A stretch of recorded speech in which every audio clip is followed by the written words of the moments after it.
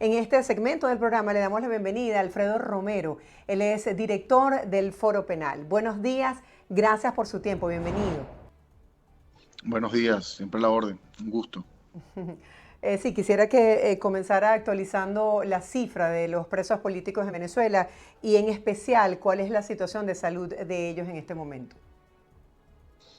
Bueno, actualmente hay 257 presos políticos. Hablar de la situación de salud, tema muy importante, ya que ninguno de los presos políticos podemos decir que tiene una situación de salud, vamos a llamarlo regular, normal, ¿no? Siempre hemos señalado y denunciado si hay falta de atención médica en Venezuela en términos generales, en la población y el sistema carcelario, pues en cuanto a los presos políticos, eso no se excluye, ¿no?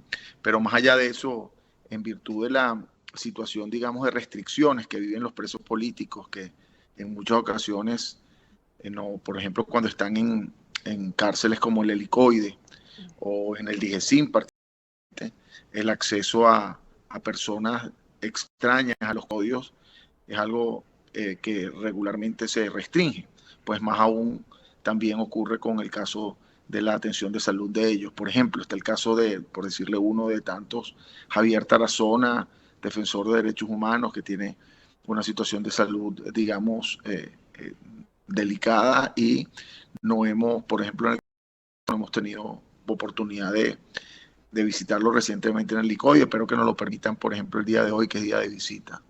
Y así muchos otros casos que no se pueden, hay que recordar que muchas personas han denunciado, por ejemplo, eh, que se encuentran en Ramo Verde, torturas, etcétera, y eso ha tenido secuelas que de alguna manera requieren atención a su salud, y eso no es algo que es regular, ¿no? Sí, ¿qué ocurre cuando una persona tiene una situación de salud de gravedad que amerite de alguna manera la atención médica de inmediato? Bueno, lo que debería ocurrir es que obviamente el Estado asume esa responsabilidad y lo lleva a un centro de salud. ¿Qué pasa? Que no es, lamentablemente, ya es algo sistemático, que por ejemplo personas han muerto por falta de atención médica. Eso no ha ocurrido en todos los casos. Hay casos donde se atiende médicamente a una persona, pero no es lo más eficiente, digámoslo así. Pero vayamos a los casos que ya no es uno ni dos, sino ya han pasado más de 11 casos al menos de presos políticos que han muerto en custodia. Vamos, casos conocidos, el caso de el general Baduel, si recuerdan, murió en Sí. custodia. Otro caso muy conocido, o digamos conocido para nosotros y muy relevante, como todos, pues el caso de Salvador Franco, un indígena de la etnia Pemón, que estaba preso en el Rodeo y murió por no atención médica a consecuencia de una supuesta tuberculosis y también desnutrición, etcétera. Y así muchos otros casos que las personas han muerto en custodia por falta de atención médica. En el caso de Salvador Franco,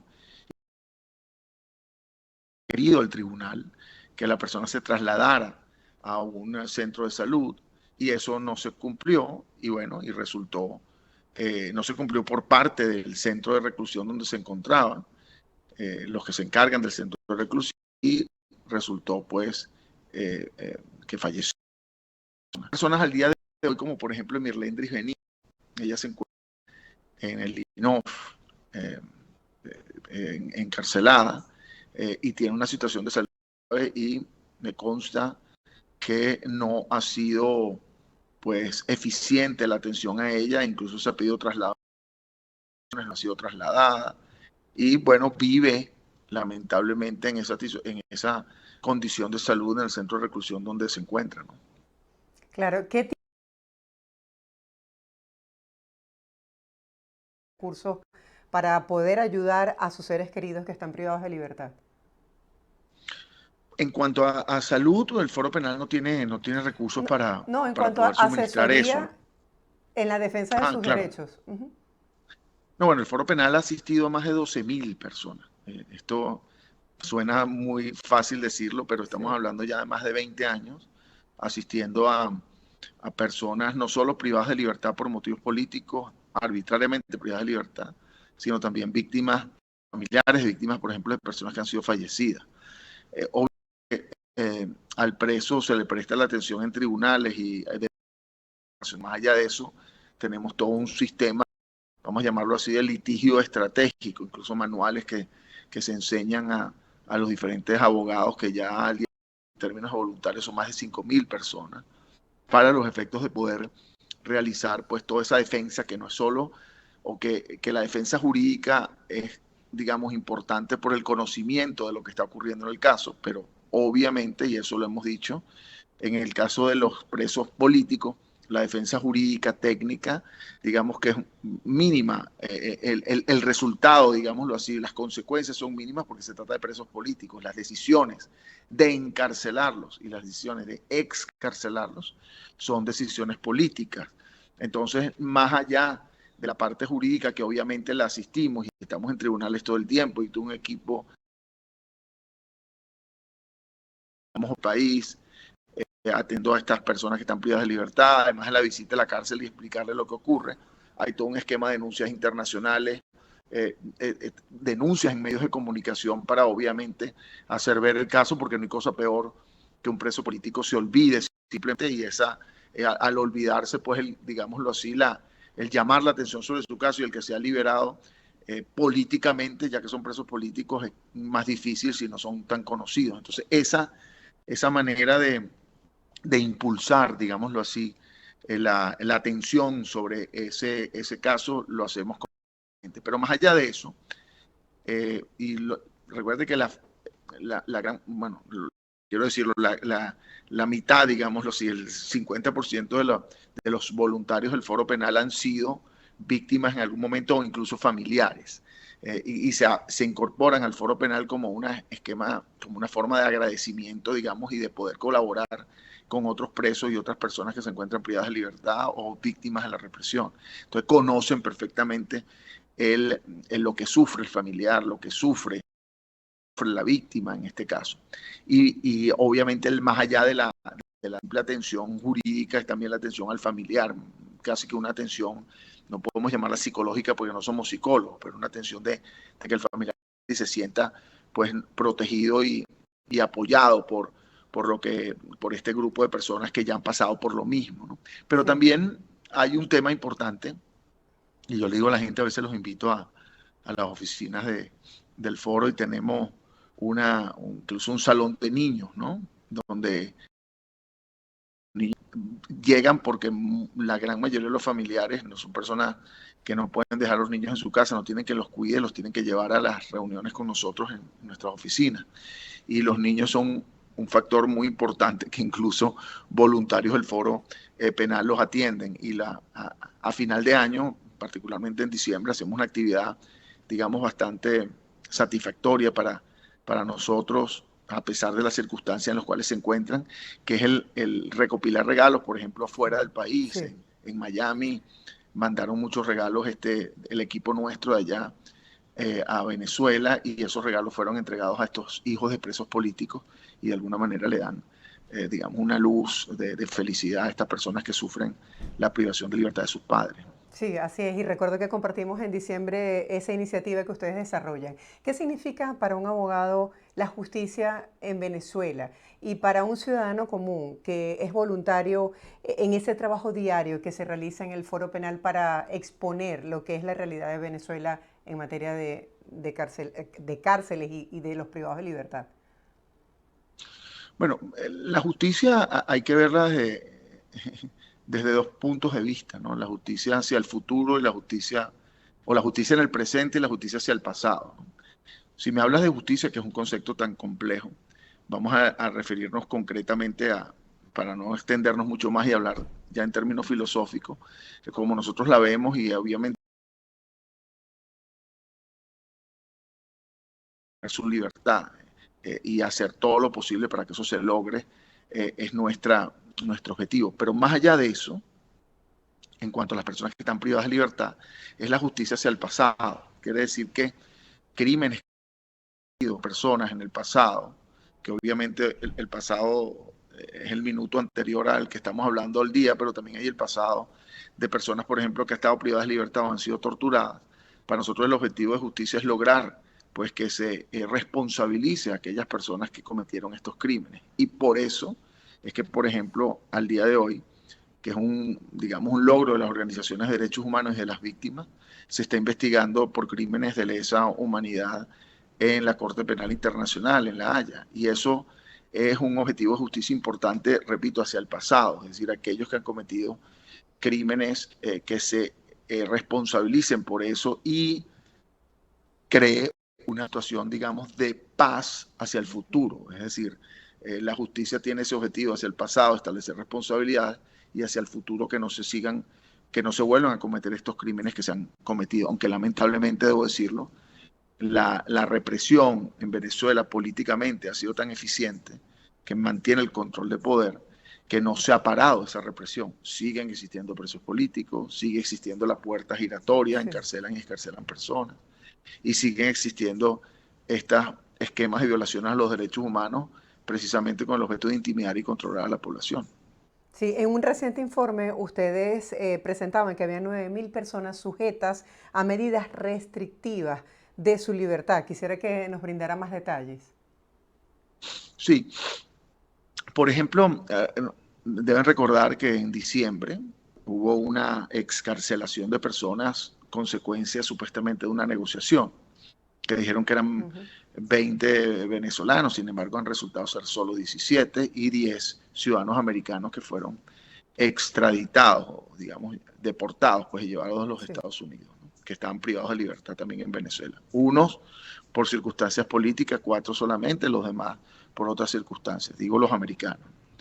Entonces, ¿por qué digo esto? Entonces las personas, lo que aparece en digamos, en las noticias, en los medios, es que, bueno, quedaron liberadas tantas personas y tal, y los negociadores lo dicen, y digamos que obviamente es un éxito, sobre todo para la víctima y para los familiares, que las personas hayan salido del lugar donde se encuentran recluidas. Pero ¿qué ocurre?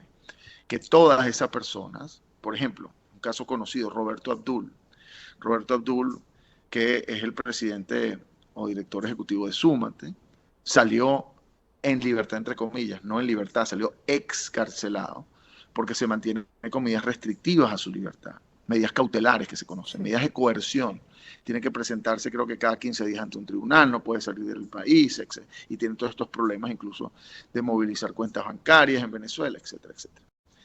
Eso, como el caso de Roberto Abdul, que al día de hoy pareciera pues que está en libertad, que no lo está, porque tiene un proceso judicial pendiente, además, y en cualquier momento pudiera encarcelarlo nuevamente en ese proceso judicial.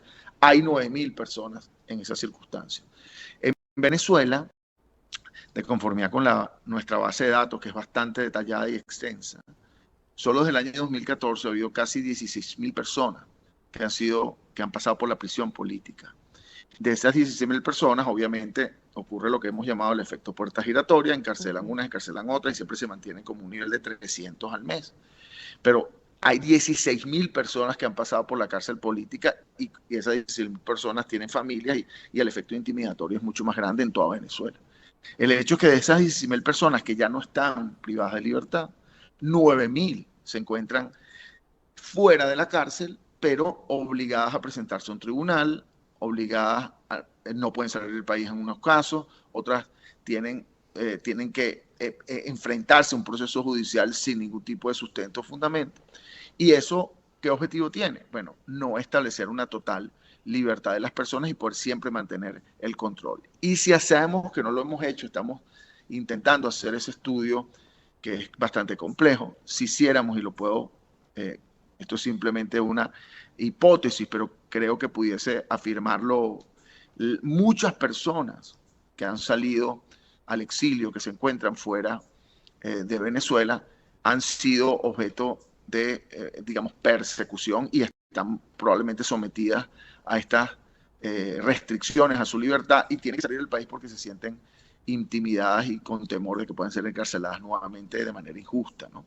Entonces hay además esa consecuencia que no se ha establecido con claridad, no es la migración solamente, es el porqué de la inmigración de personas, que no sé, hay 7 millones, 6 millones y tantas, pero mucha de esa migración también es consecuencia del temor a ser perseguido políticamente. Sí, algunos partidos políticos de oposición han señalado que el gobierno ha utilizado a los presos políticos como una carta para de alguna manera extorsionar y negociar con la comunidad internacional. ¿Cómo puede percibir la comunidad internacional, Estados Unidos en este caso, la excarcelación o liberación de personas? Sí, bueno, no sé a cuáles políticos te refieres. Las organizaciones de derechos han hablado constantemente de la utilización de los presos políticos como fichas de negociación, ¿no? Y eso no es un tema, lamentablemente, que ocurre solo en Venezuela, ha ocurrido en otros países. Incluso yo tengo hasta un libro escrito que se llama El reloj de la represión, que se refiere a estos temas, ¿no? Eh, que, eh, pero considerando tu pregunta, lo más grave quizás en esto es que se ha acostumbrado ya el régimen venezolano a manejar este esquema de intercambiar presos ya no solo por beneficios, vamos a llamarlo políticos específicamente, sino incluso hasta por otras personas que se encuentran en libertad, eh, por un supuesto proceso justo o no, pero de alguna manera por un judicial. En otros casos lo hemos visto ya, por lo menos el caso venezolano, ya lo hemos visto por lo menos en 3 casos, ¿no? El caso de Citgo, recientemente el caso de los que trabajan en Citgo, luego el caso de otro ciudadano americano que llamaban, que supuestamente estaba por espía en Venezuela, Matthew Heath, que fue también intercambiado. Y recientemente el caso de estos 17 o 20 que decían, más 10 ciudadanos americanos que se intercambiaron por el ciudadano Alex Saab, ¿no? Entonces ya se ha establecido este esquema ya no solo como mecanismo de presión y fichas de negociación para circunstancias o situaciones, digamos, políticas o asuntos políticos, llámese eliminar sanciones, llámese abrir las puertas a situaciones que se encuentran restringidas por ejemplo, por sanciones por violación a los derechos humanos, sino ya se trata incluso de intercambiar supuestamente privadas de libertad por algún delito fuera del país. Y particularmente esto ha ocurrido solo con los Estados Unidos, ¿no? Que es el intercambio que se ha visto. Claro, gracias por esta actualización sobre la situación actual de los presos políticos en Venezuela, su estado de salud, este trabajo que ustedes hacen para documentar y reseñar todo lo que ha ocurrido con estos casos y por supuesto el trabajo que hacen para ayudar a los familiares de las víctimas, el trabajo del voluntariado que está allí día a día aportando su granito de arena. Gracias por estar con nosotros, será hasta un próximo encuentro. Feliz día. Siempre la orden, gracias. Estábamos conversando el día de hoy con Alfredo Romero, director del Foro Penal.